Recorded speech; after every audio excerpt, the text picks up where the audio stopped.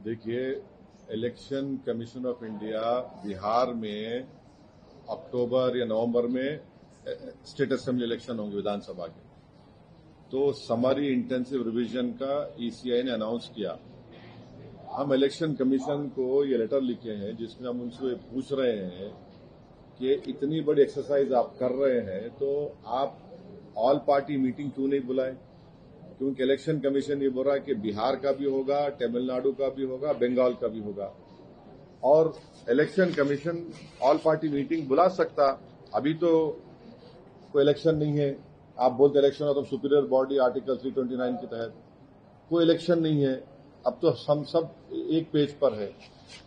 तीसरी अहम बात यह है कि आप लोग प्लीज समझिए कि इलेक्शन कमीशन ने यह कहा कि पार्लियामेंट 2024 इलेक्शंस में बिहार में 7,72,59,579 वोटर्स हैं।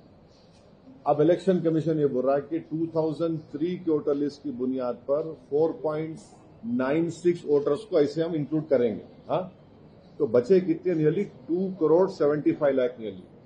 हमारा इलेक्शन कमीशन से सवाल ये है कि आप तो 2 क्लासेस क्रिएट कर दिए वोटर्स के। कैसे?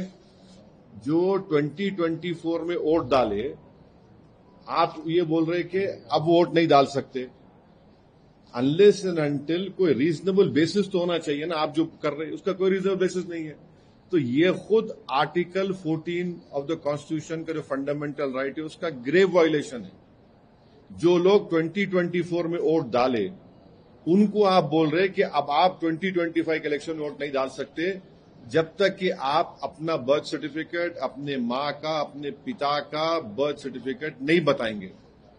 तो ये खुद ये आप एक वो कर दिए। अच्छा, मिसाल के तौर पर अगर कोई बिहार में कोई पार्लियामेंट इलेक्शन में फर्ज करिए कोई 20,000 वोट से कोई सीट हार गया, कोई पार्टी का कैंडिडेट, और आप ये बोलेंगे समरी इंटेंसिव रिवीजन में कि यहां पर 20,000 नाम गलत थे, इलीगल माइग्रेंट्स थे, शिफ्ट हो गए, तो फिर 24 का इलेक्शन चैलेंज करना दो मेरे को। फिर आप मेरे को चैलेंज कर दो 24 का इलेक्शन।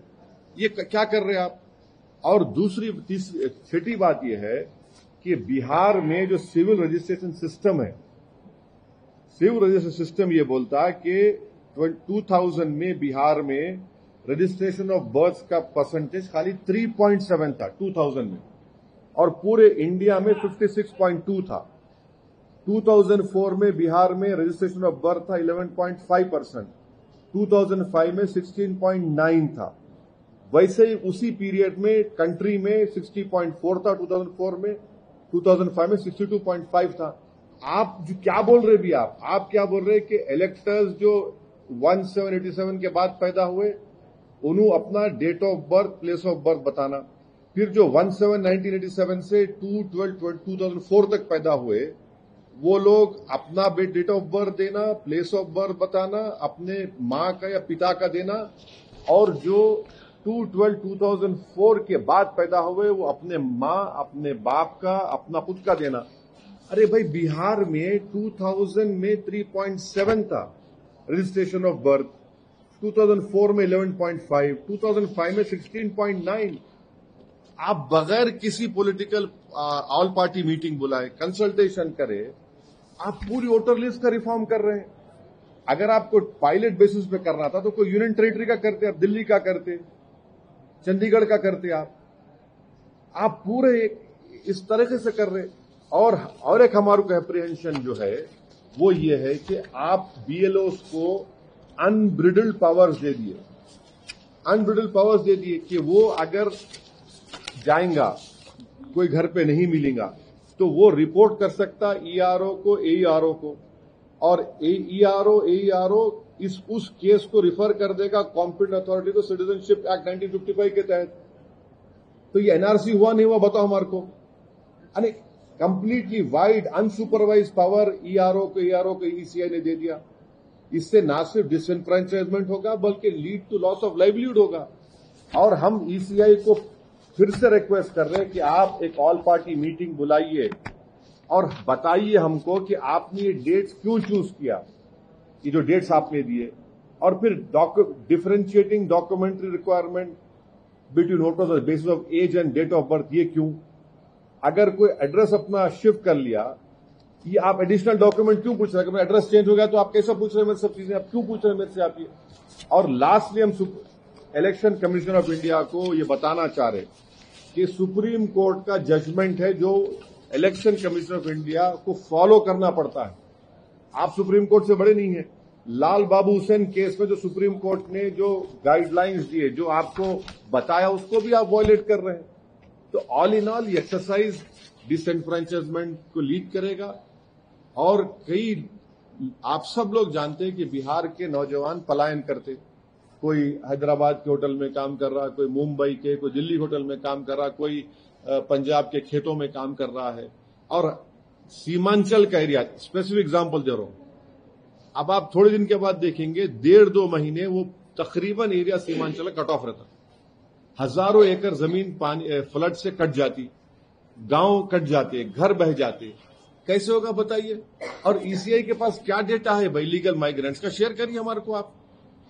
हम भी चाह रहे कि इलेक्टोरल साफ होना, मगर ये जल्दबाजी में फैसला लिया गया है। हम ईसीआई को रिक्वेस्ट कर रहे हैं कि आप ऑल पार्टी मीटिंग बुलाइए और पायलट बेसिस पे करना है तो किसी और जगह पे करिए आप। अगर कल बिहार में कई लोगों के नाम नहीं आएंगे, जो नहीं आ सकते, पूरी गारंटी दे रहा हूं मैं आपको, नहीं आएंगे कई लोगों के नाम, तो क्या करेंगे फिर आप? तो पिछले असेंबली इलेक्शन का चुनाव जो है, जो एनडीए जीती, वो सिर्फ चंद हजार वोटों से जीती वो।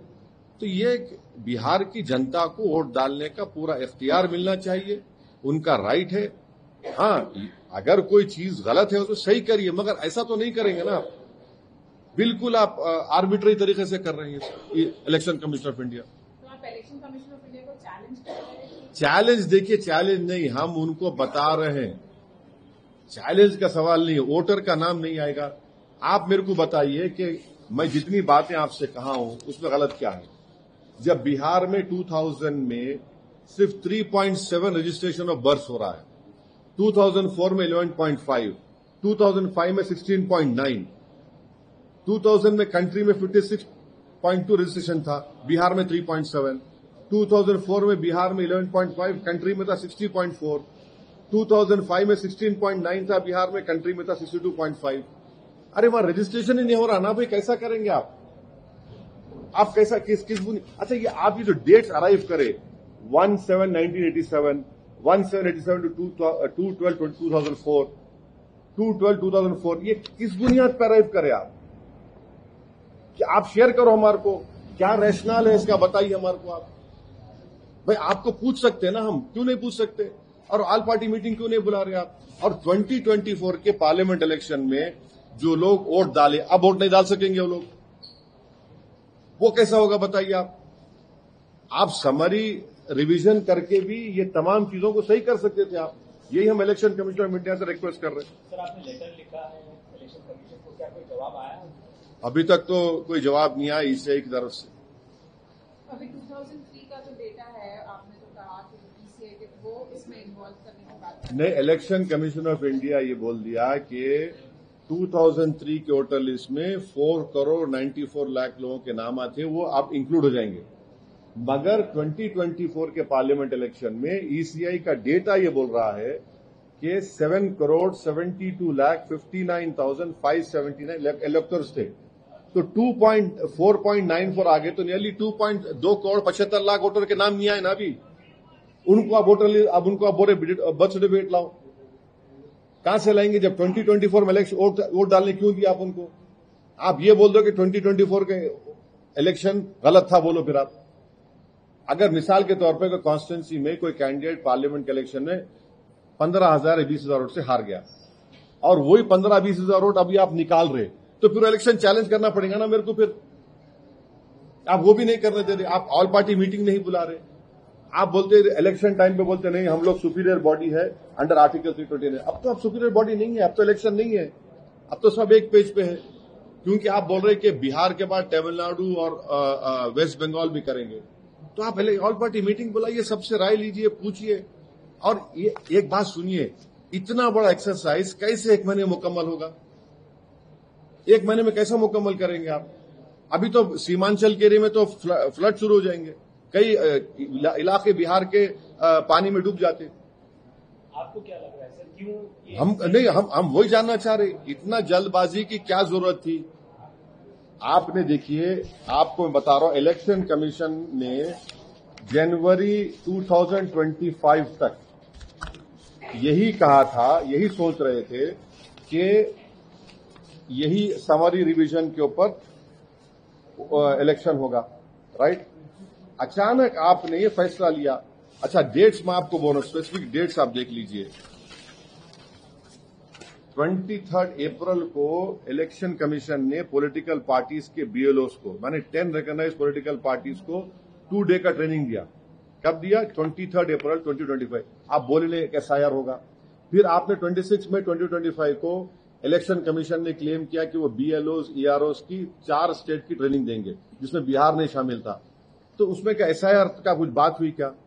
अच्छा, अब जब कमीशन ये बोल रहा कि ये किस लिए कर रहे हैं आप ये बोल रहे हैं कि rapid urbanisation, frequent migration, non reporting of deaths, inclusion of voters, inclusion of names of foreign illegal electoral rolls. हमारा आपसे पूछना ये है कि ये आप जब मीटिंग कर रहे थे ये सब चीजों का ट्रेनिंग सेशन में, तो एसएसआर में क्या निकला आपको? तो निकला क्या? Did you find all these large scale informative in the SSR? ये तो और फिर सुप्रीम कोर्ट का जो जजमेंट है लाल बाबू हुसैन का, उसमें सुप्रीम कोर्ट ने 1, 2, 3 चीजों का हवाला दिया, आप उसको भी फॉलो नहीं कर रहे। तो हमारा अप्रीहेंशन ये है कि कई वोटर्स के नाम नहीं आएंगे वोटर लिस्ट में। किन वोटर्स एक महीने में कैसा होगा भाई?